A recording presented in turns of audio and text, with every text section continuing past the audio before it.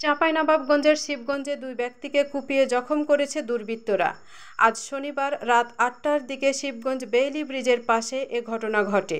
আহত ব্যক্তিরা হলো শিবগঞ্জ পৌরসভার চক দৌলতপুর গ্রামের নজরুল ইসলামের ছেলে দীপু ও হাউজ আলীর ছেলে সুবেল। জানা গেছে, রাতে তারা দুজন একই মোটরসাইকেলে দুর্লভপুর থেকে শিবগঞ্জের পথে আসার সময় বেইলি ব্রিজের পাশে তাদের পথরোধ করে কুপিয়ে জখম করে।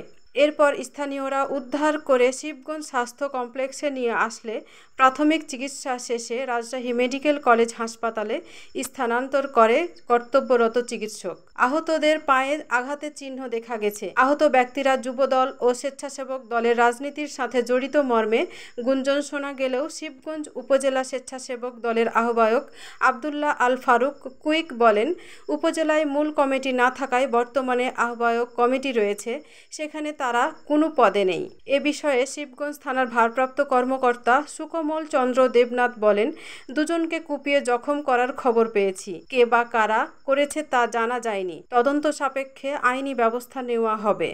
Desk report, Chapai journal, Chapainawabganj.